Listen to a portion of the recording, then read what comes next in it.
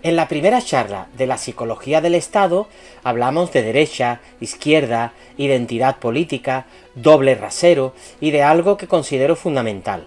La decencia debería estar antes que el bando, pero aquello dejaba inevitablemente una pregunta encima de la mesa. Muy bien, si queremos un país mejor, ¿cómo se construye? Porque pedir un país decente es fácil. Lo verdaderamente difícil es explicar qué significa que un país sea decente y qué tendríamos que cambiar para acercarnos a él. Y de eso quiero hablar hoy. Un país decente no es aquel donde nunca se cometen errores. Ese país no existe.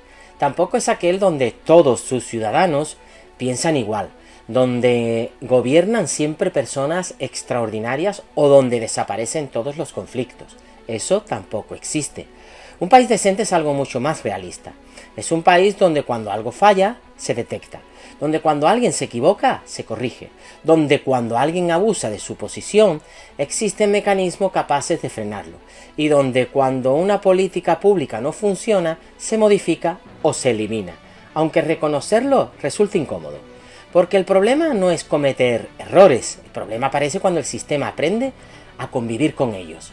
Cuando la excepción se convierte en costumbre, cuando la incompetencia encuentra siempre una explicación, cuando nadie parece responsable de nada, y cuando el ciudadano termina pronunciando una de las frases más peligrosas que puede escuchar una sociedad. Esto siempre ha funcionado así. Los seres humanos tenemos una enorme capacidad de adaptación, y normalmente eso es una ventaja. Nos permite sobrevivir, reorganizarnos y continuar, pero también tiene un lado peligroso. Podemos terminar normalizando lo que se repite. Una cita administrativa que tarda meses, un trámite absurdo que necesita 4 documentos que la propia administración ya posee, una infraestructura que lleva años deteriorándose, un servicio público que funciona mal, un cargo que fracasa y continúa exactamente donde estaba, un proyecto público que cuesta mucho más de lo previsto sin que sepamos claramente por qué. Al principio nos indignamos, después nos quejamos y finalmente nos acostumbramos. Ahí aparece un fenómeno psicológico importante, la normalización de la disfunción. Aquello que habría resultado intolerable si hubiera ocurrido una sola vez, comienza a parecernos normal porque ocurre constantemente. Y una sociedad puede acostumbrarse incluso a funcionar mal. Ese es el peligro. Porque cuando dejamos de preguntarnos por qué algo funciona mal, dejamos también de exigir que funcione mejor. Hay una idea que deberíamos introducir mucho más en política. Una política pública no debería evaluarse únicamente por sus intenciones, debería evaluarse también por sus resultados. Podemos crear una medida con una intención magnífica, podemos dedicarle millones, podemos defenderla apasionadamente, pero después tenemos que hacer una pregunta incómoda. ¿Ha funcionado? ¿Ha conseguido aquello para lo que fue creada? ¿A cuántas personas ha ayudado? ¿Cuánto ha costado? ¿Ha producido consecuencias que no habíamos previsto? ¿Existe una alternativa que consiga mejores resultados utilizando menos recursos? Porque gastar más dinero no significa necesariamente solucionar mejor un problema. Y gastar menos tampoco significa necesariamente gestionar mejor. La pregunta correcta es otra. ¿Qué resultado estamos obteniendo con los recursos que utilizamos? Eso cambia completamente la conversación. Ya no hablamos únicamente de ideología, empezamos a hablar de evidencia, resultados y responsabilidad. Imaginemos algo muy sencillo. Un gobierno crea un programa para reducir el abandono escolar. Se destinan recursos, se contrata personal, se desarrolla durante 4 años. ¿Qué debería ocurrir después? Pues algo aparentemente obvio. Medir si ha funcionado. ¿Cuántos jóvenes abandonaban antes? ¿Cuántos abandonan después? ¿Qué partes del programa han funcionado? ¿Cuáles no? ¿Cuánto ha costado cada resultado conseguido? Y después tomar una decisión. Si funciona, mantenerlo y mejorarlo. Si funciona parcialmente, corregirlo. Y si no funciona, tener el valor de eliminarlo y probar otra cosa. Porque aquí aparece nuevamente nuestra psicología. Reconocer que una medida propia ha fracasado puede sentirse como reconocer que nosotros hemos fracasado. Y entonces aparece el sesgo de confirmación. Buscamos datos que demuestren que teníamos razón, minimizamos los que indican lo contrario. Y podemos terminar defendiendo una política porque es nuestra, no porque funcione. Exactamente el mismo fenómeno que vimos en la primera charla. Por eso necesitamos sistemas que obliguen a evaluar incluso aquello en lo que creemos. Hay una transformación que considero imprescindible. Durante demasiado tiempo hemos aceptado que sea el ciudadano quien tenga que comprender cómo funciona la administración. Quizás deberíamos invertir la pregunta. ¿Por qué no diseñamos la administración para que comprenda cómo funciona el ciudadano?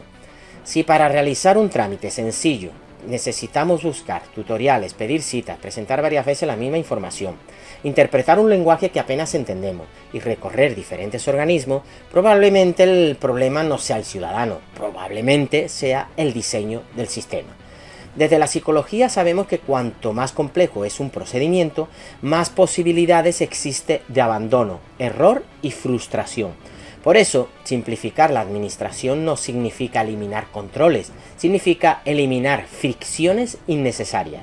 Una administración moderna debería intentar que hacer correctamente las cosas sea sencillo y hacerlas incorrectamente sea difícil. Pero existe una cuestión todavía más importante. No podemos construir un buen Estado suponiendo que siempre gobernarán buenas personas. Eso sería ingenuo. Tenemos que construirlo suponiendo que algún día puede llegar al poder alguien irresponsable, incompetente o dispuesto a utilizarlo en beneficio propio. Y precisamente por eso existen los contrapesos. Instituciones independientes, fiscalización, transparencia, separación de funciones, procedimientos, controles, porque una democracia madura no debería depender exclusivamente de la virtud de quien gobierna, debería disponer de mecanismos que limiten aquello que cualquiera pueda hacer, incluso alguien a quien nosotros mismos hayamos votado.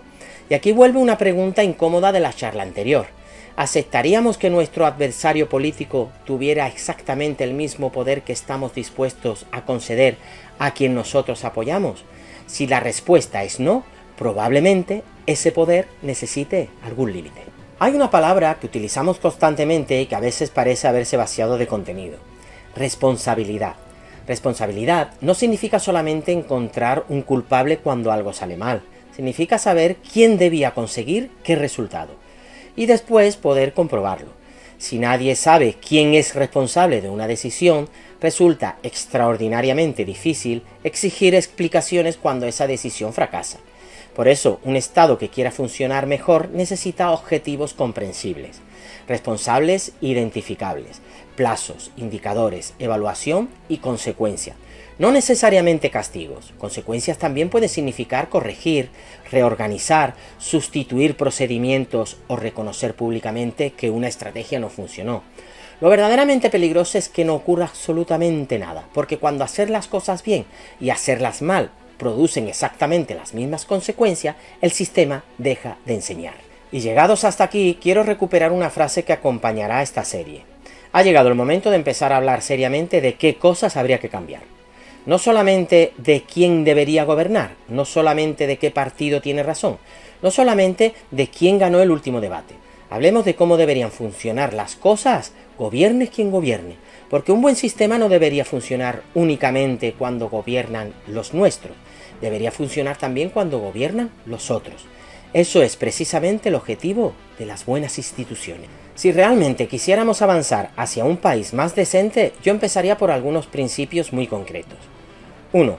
Evaluar las políticas públicas. Todo programa relevante debería nacer con objetivos claros e indicadores que permitan saber posteriormente si ha funcionado. 2. Publicar resultados comprensibles. La transparencia no consiste únicamente en colocar miles de documentos en una página web. Consiste en que un ciudadano pueda comprender qué se hizo, cuánto costó y qué resultado produjo. 3. Revisar periódicamente programas y organismos. Crear algo no debería significar mantenerlo eternamente. Aquello que ya no sea necesario, duplique funciones o no produzca resultados, debería poder reformarse o desaparecer. 4. Simplificar radicalmente los trámites. La administración debería compartir internamente la información que legalmente pueda compartir y evitar pedir reiteradamente al ciudadano aquello que ya posee. 5. Profesionalizar la gestión. Hay funciones políticas y hay funciones técnicas. No deberíamos confundirlas. Cuanto más técnica sea una responsabilidad, mayor debería ser el peso de la competencia, la experiencia y los resultados. 6. Fortalecer los controles.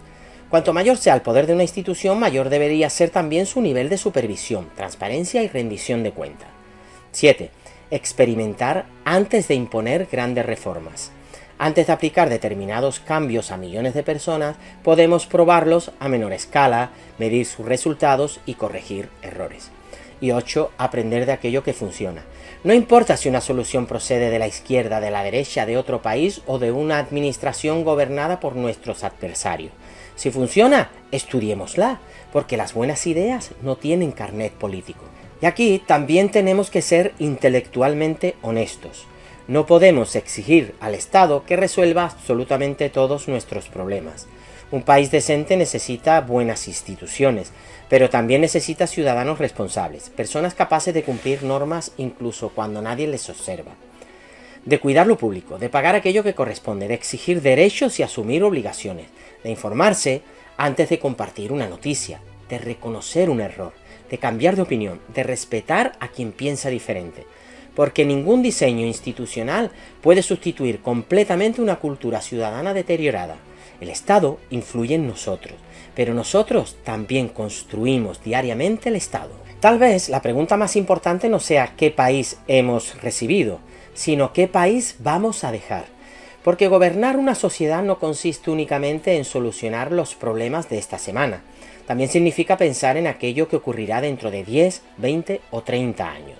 Educación, salud mental, vivienda, pensiones, productividad, tecnología, infancia, envejecimiento, medio ambiente, deuda pública, son problemas que atraviesan legislaturas. Y si cada gobierno destruye automáticamente aquello que construyó el anterior únicamente porque lo construyó el anterior, el país comienza constantemente desde cero. Necesitamos poder discutir muchísimo sobre los medios, pero también necesitamos algunos grandes objetivos compartidos que sobrevivan a los gobiernos. Un país decente no se construye esperando encontrar políticos perfectos, ni ciudadanos perfectos, ni ideologías perfectas. Se construye creando sistemas capaces de detectar errores, corregirlos y aprender de ellos. Se construye premiando la competencia, exigiendo responsabilidad, midiendo resultados, protegiendo las instituciones, simplificando aquello que no necesita ser complicado y aceptando algo que probablemente sea una de las formas más difíciles de madurez política. Una buena idea sigue siendo una buena idea aunque venga de alguien con quien no estamos de acuerdo. Tal vez el cambio empiece precisamente ahí, cuando dejamos de preguntarnos quién lo propone y empezamos a preguntarnos ¿funciona? Pero hablar de un país decente en abstracto no es suficiente. A partir de la próxima charla vamos a entrar en problemas concretos. Y quiero comenzar por uno que afecta silenciosamente a millones de personas.